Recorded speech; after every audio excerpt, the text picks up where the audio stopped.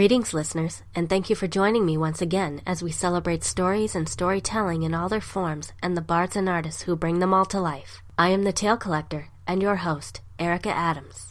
I don't shy away from dystopian fiction in general, but some, especially movies that feature apocalyptic plots or backdrops, can often leave me feeling bored, depressed, or both. Think zombies, epidemics, global catastrophes, and the like. Some I have enjoyed more than others. Children of Men had an intriguing end-of-the-world scenario and was actually pretty exciting. These are few and far between for me, though. Upon watching this film, however, I realized that part of my aversion was due to the head-bashing reminder of the seemingly inherent ugliness of humanity that such stories seldom fail to bring up. While that implication isn't absent here either, it's made more bearable not only by a setting more aesthetically interesting, but by the fact that its protagonist has far more on his mind than just eat, sleep, have sex, kill, live another day, repeat. Let us now open The Seventh Seal, released February 16th, 1957, and recommended for viewers 17 and up.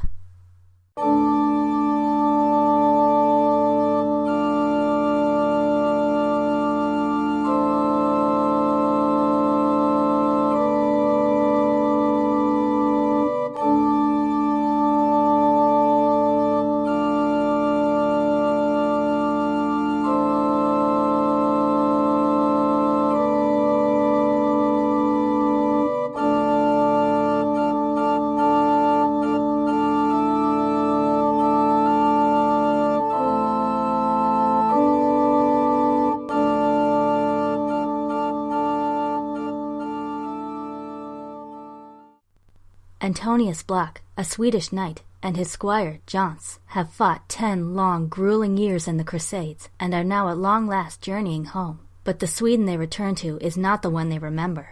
As the Black Plague ravages the land, most of those still alive are half mad with terror and despair, crying out to God for relief and mercy. Made all the more morose by such bleakness, Antonius finds temporary solace only in the chess matches he plays with himself. One night, during one such game, he is approached by a pale figure in a pitch-black cloak, none other than Death himself. Unwilling to die just yet, Antonius strikes him a bargain. They will play a single round of chess, allowing Antonius to live for as long as it lasts, but should he lose, he must surrender his life without question. And now, with those few precious days he has bought for himself, Antonius fights to find answers to the theological and existential questions that haunt him, before he leaves this hellish world for good. Having formerly studied more literature than cinema, I was previously unaware of how influential this film is to this day. While it didn't get nominated for the Best Foreign Language Film category for the 30th Academy Awards, it has still had an enormous impact on numerous filmmakers and actors alike, from Woody Allen to Monty Python. Considered by many critics to be on par with such greats as Citizen Kane, The Godfather, and Gone with the Wind, it not only cemented Ingmar Bergman as a legendary director, but has since become a staple in critical analysis and film study the world over. Many historians have noted the Seven Seals' historical inaccuracy. For example, flagellation, in which people would brutally whip themselves in penance for their sins, was never practiced in medieval Sweden, nor large-scale witch persecutions there in the 14th century. But this really doesn't matter, nor should it, because the plot of The Seventh Seal is intended as an allegory, an experience, its symbolism a reflection of our own modern lives and points of view. As a matter of fact, this movie feels less like a movie than it does an olden stage play. Incidentally, Bergman had directed some Shakespearean plays before making this film. What really stood out to me was the dialogue. Though not as heavy as that of Shakespeare, it is still very dramatic and poetic, delivered with so much beauty even when the words are at their most serious and dismal. So even if the lines feel scripted and unrealistic, the conviction behind them does not. The film's title is particularly significant, derived from chapter 8, verse 1 of the book of Revelation. Quote, "And when the Lamb had opened the seventh seal, there was silence in heaven, which lasted about the space of half an hour." And it is this theme of silence that accounts for much of the Seven Seals' power. Not solely the absence of sound, though Bergman does utilize that very effectively. There is no music during either the opening or ending credits, for example, in order to set the proper tone of solemnity. And in one of my personal favorite segments, Jons tries to rouse a man lying against a rock in order to talk to him, only to find that he is actually shaking a hollow corpse. Upon Antonius's questioning, Jons never tells him straight out that the man is dead, but instead, and quite calmly, answers by complimenting the man's eloquence despite his story being most depressing. But the more crucial type of silence being addressed here is the perceived absence of God, namely, the idea that God ignores humanity, or worse, doesn't exist at all. Every person who has ever lived on this earth has wondered what the meaning of life is, and our protagonist is no exception. Though he is a valiant knight with his heart in the right place, Antonius feels no stronger, wiser, or purer than any other human being. Far from it. Having fought so long and so hard, having seen so much agony and death, he feels cold, bitter, and empty. Exacerbating these feelings is his desire to find some kind of meaning, however small, almost as though his existence up to now has been devoid of it. Never once has God appeared before him or given any other physical sign that he is indeed listening.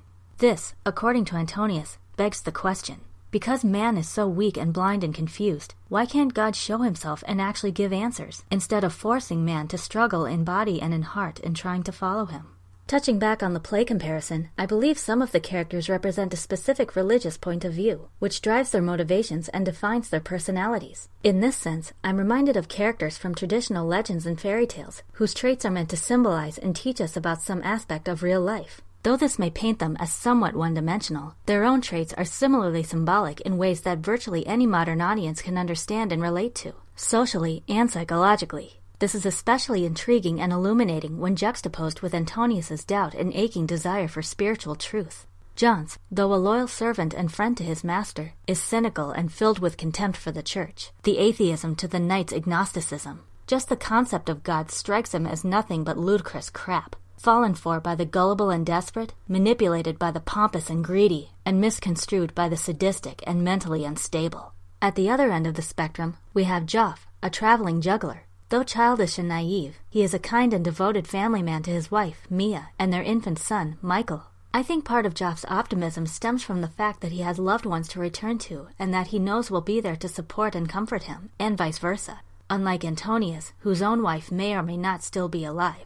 But Joff also has the mysterious ability to see deities, like baby Jesus and the Virgin Mary, as they walk upon the earth. Or so he claims. Regardless, his unwavering faith in these visions strengthens his faith and inspires his dreams, no matter how far-fetched they may seem, and tells him that there is indeed both a point to life and life after death. But even though Antonius has little to look forward to, even without death literally waiting to take him, I don't find him as depressing as he could have been. Bergman provides him, and us, with some uplifting moments as well, without being overly silly or sentimental or ruining the film's somber atmosphere. There is a beautiful sequence in which Antonius and his party are offered strawberries and milk by Joff and Mia on a grassy hill. Partaking in this humble but pleasant meal, surrounded by the warmth of friends and summer, he holds up the bowl of milk in both hands and drinks from it as if receiving Holy Communion, and makes a heartfelt speech to match the reverence of the gesture. This is an extremely rare moment of the entire movie in which Antonius shows any genuine happiness. For all the sorrow in his heart, he has not lost the ability to appreciate the beauty and joy that life has to offer, even in an era of such horrific tragedy. Accordingly, he is deeply grateful to be a part of such a wonderful and precious moment.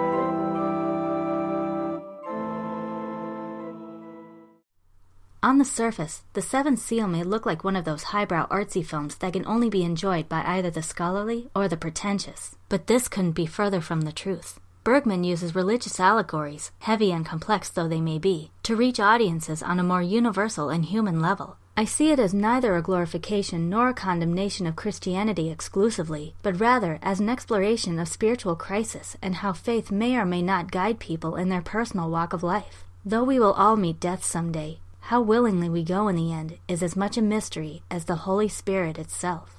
Gather round next time for another tale you may have forgotten or have never heard before. Until then, listeners, may inspiration always find you.